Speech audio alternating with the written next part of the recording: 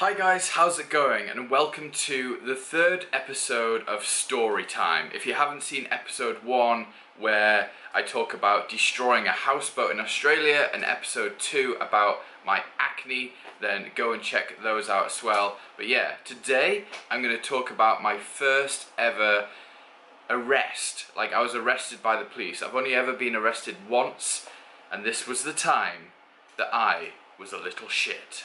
So I was about 16 years old when this happened. I was living in Spain on the Costa del Sol in a place called Arroyo de la Miel. I lived there for a total of 5.5 years. And when I was 16,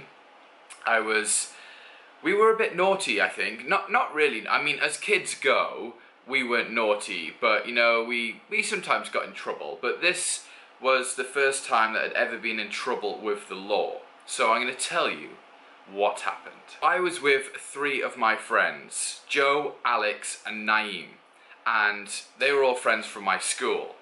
And we were coming back. We had actually been, like, not out clubbing, but we had been with a few friends and we'd had a few drinks as well, like alcoholic drinks. Shouldn't have been drinking at 16, I know, but like I said, we were little shit. So we'd had a couple of drinks, not many. We weren't really drunk. And basically we were walking home from this place that we were, and we were really stupid and decided to basically rob a scooter. We wanted to steal a scooter and basically take it to a place called the Campo, which is just like basically wasteland, and mess around on a scooter. And at the time we all had scooters. I had a scooter. I had actually 2 scooters at the time.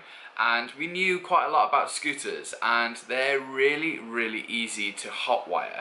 All you kind of have to do is put your hands up the front of the scooter, unclip a certain plug, and then you can just kick the scooter over and it will start without the key.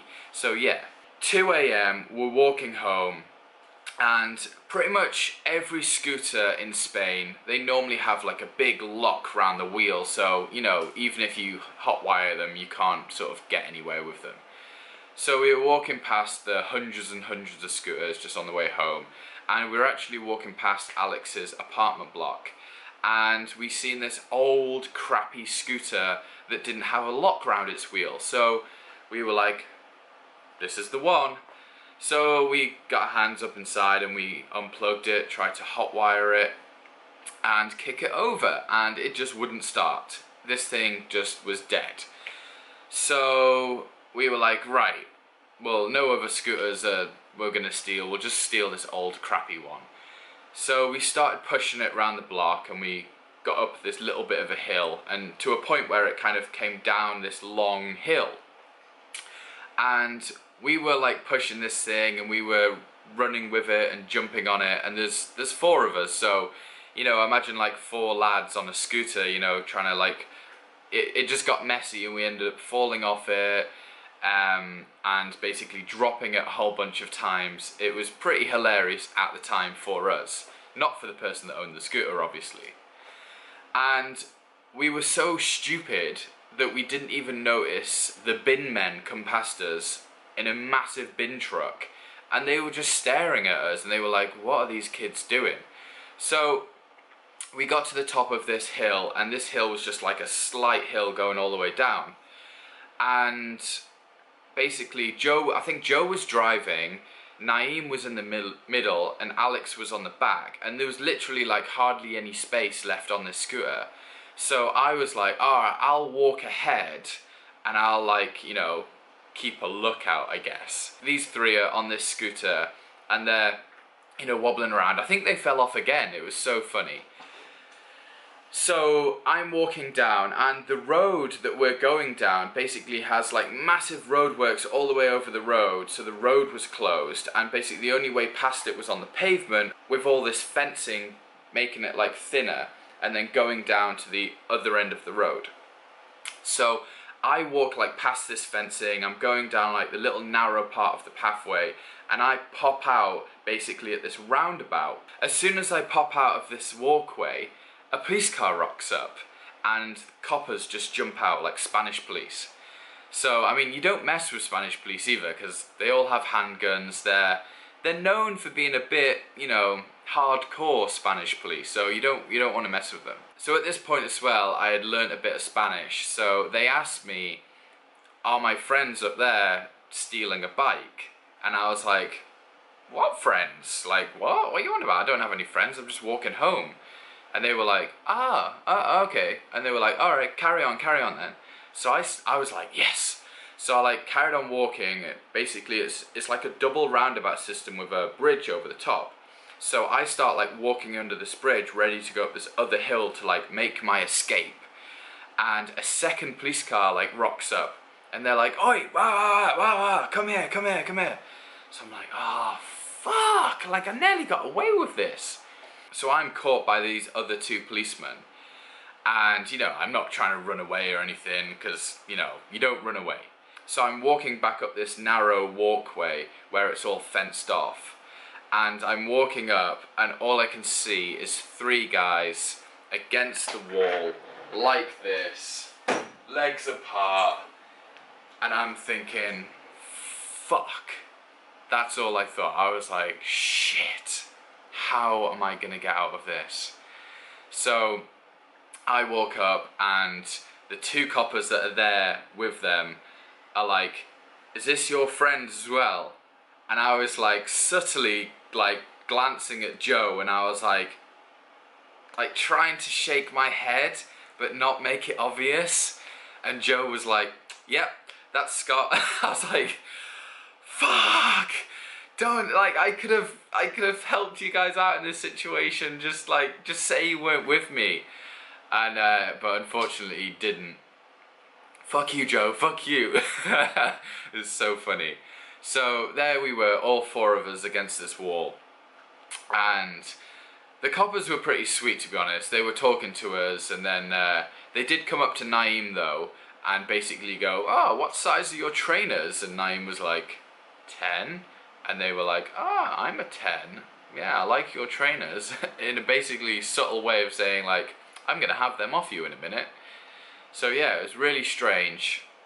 Anyway, we were against the wall for a while, and they were basically saying like, have you robbed this scooter? And we were just honest. We were like, we weren't stealing it. We were just like, we got on it and rolled down the hill. We just thought that sounded better. Joe was the bigger one of the group. He was a couple of years older than us. And they were looking at Joe basically thinking, is he gonna need handcuffs? So they asked Joe, they were like, you're not gonna do anything stupid, are you? Or do we have to put handcuffs on you? And Joe was like, no, I'm not gonna try anything, I'm not gonna do anything. So they were like, alright, okay. So we walked back down to where the police cars were, and they got us into the back of the police car. And my God, it is tight in the back of a police car. They had this massive like plastic shield behind their seats in the front, and we were like basically crammed in, like with our knees like tucked up like this. We had literally no leg room to move. So there was two of us in each car, and we were basically like trying to talk quietly, like saying like, what are we gonna say? Like, how are we gonna get out of this? Like, what's gonna happen? So I was freaking out a little bit. Joe was freaking out a bit. The other two were freaking out. And yeah, it was it was a pretty nervous time, because you know, we'd never been arrested by the Spanish police before. We'd heard a lot of stories about the Spanish police being pretty rough. So yeah, we were kind of shitting our pants a little bit.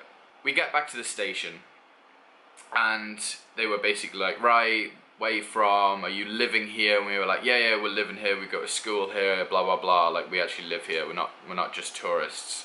And they were like, right, okay. And they were like, how old are you? And we were like, 16. I think Joe was 17, and or nearly 18. And they were like, right, okay, so just sit here on this bench, basically in the waiting room. And I was thinking, oh, they're gonna like call us up one by one, take our names and stuff, and then stick us in a cell. I was like, I really don't want to be put in a cell. But they didn't do that. They just kept us on this bench. And the next thing was worse than the cell. The next thing that happened. They were like, right, Scott, come here. So went up to the desk. And they were like, right, what's your dad's phone number? You're gonna have to phone him and get him to bring your passport down to the station so you can be on your way. You can go home. Once he's got your passport down here, you can go home. So I was like, oh no. I mean, my dad is really cool, like really cool, and he's gonna feature in some videos very soon when we get back to Europe.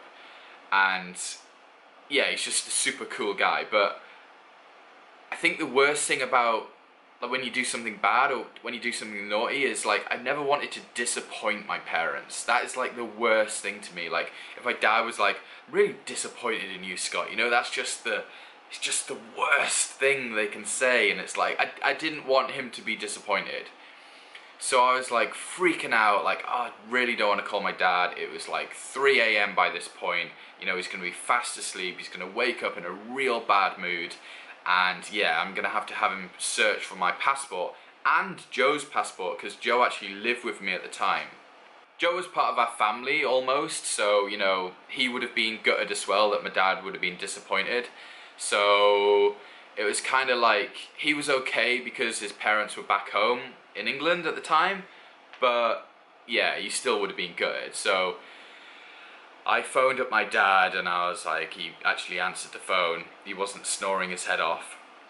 And basically, like, he was like, right, fucking hell, Scott, like, what have you done? I was like, well, we got on this bike, we rolled down a hill, and the coppers have caught us. And I was like, you just have to bring our passports down and we can go home. So he's like, right, give me an hour or something. So I was like, okay, sweet. So next up was like Alex. He got up, had to phone his parents. He was gutted. And Naeem had to get up and phone his parents. Now Naeem was from where I was from back home in Newcastle, but his parents were Egyptian. And they were kind of hardcore parents. Like, his dad was really, really strict. And Naeem was really freaking out about calling his dad. Especially because they lived like an hour away as well. They lived in like a couple of towns down. So it's a bit of a trek for his dad as well. And yeah, Naeem was freaking out. So basically he phoned his dad. We all sat down back on the bench and basically waited. So we're sitting there and we're just talking to each other. And basically in front of us there was the copper little station where two policemen sat and they were on the computer and stuff like that. And then there was like a big open room, and then there was a room off to the left, and basically there was a doorway, and we could like see into the doorway, and we could see a TV, and we could see like in the reflection of like whiteboards and the TV that the room was like full of chairs. So we were sitting there, and a couple of coppers came out of nowhere and basically went into this room.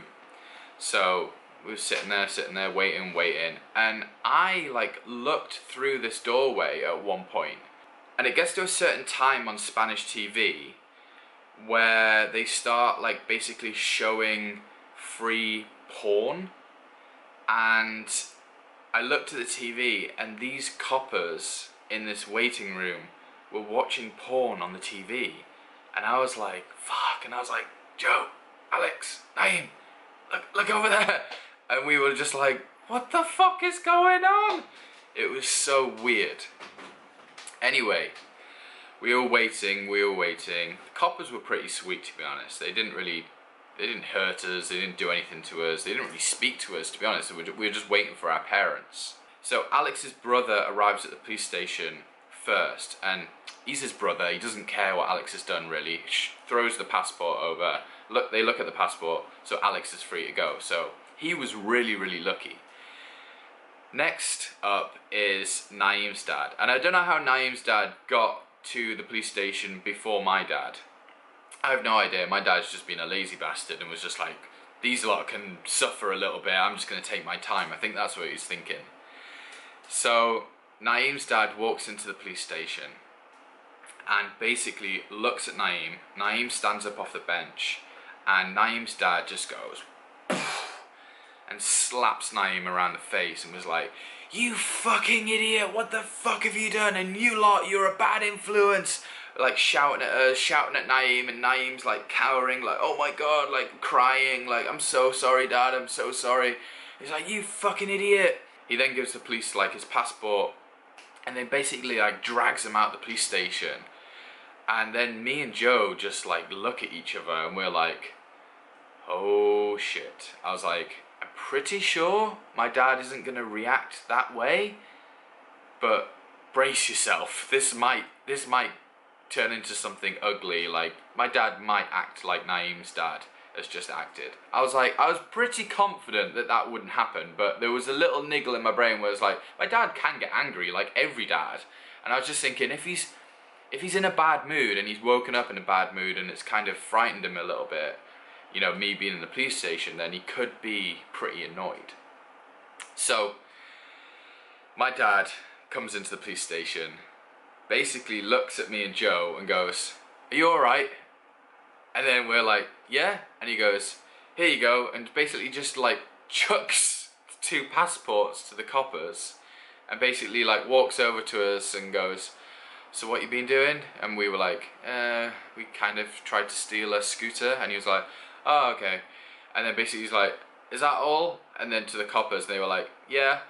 And then gets the things. We got in the car, and my dad was like, "Right, we're not going to talk about this now, we'll just talk about it in the morning." And me and Joe just looked at each other and we were like, "Thank you." Thank you, we know we fucked up. And I think my dad knew we'd fucked up, and we were just like so relieved that, you know, my dad didn't act in a crazy way or in like a, you know, angry way. We were just like, thank you. Like, got home, got into bed, next morning woke up, and my dad basically just sat me down and was like, "Right, you guys aren't going to do this again, are you? Next time I'm not waking up and I'm not bringing your passports down to the police station, I'm just going to leave you there." So yeah, we were just like, no, this is not going to happen again. So yeah, that was my first and only time being in trouble with the police, and never again. I never want to be in that situation ever again. It was once was enough for me. That's it. I can't deal with that stress. It was horrible, but yeah, very lucky basically not to have a criminal record. Very lucky not to have been put in the cells. I think because we were minors, you know, they didn't really do that. And very lucky that whoever owned the bike didn't really own the bike anymore. It was just a big piece of shit, and the bike actually stayed on that street for the next 2 years, I think. I used to drive past it all the time and it was always just still there. So yeah, that was kind of strange. So everyone fucks up in life at some point, and I want to know your stories down below. What have you done that was really naughty or you got in a lot of trouble for? I really want to know your stories. And if you want more story time, let me know. I've got quite a few more stories. I'll do a little vote in the comments actually. So next up, you can either hear about the time I crashed my dad's camper van while trying to sell it. You can hear about the time our family was burgled at gunpoint. I wasn't actually there at the time, but yeah, my family was burgled at gunpoint at our house in Spain. You can hear about that story. Or you can hear about the 2 times I was mugged in Spain. They're the 3 stories. So pick which one you want next in the comments below, and yeah, tell me what your story was, and I'll see you guys in a couple of days. I hope you enjoyed this video. If you did, don't forget to give it a big thumbs up. Hit subscribe down below if you haven't already, and I'm staying out of trouble from now on.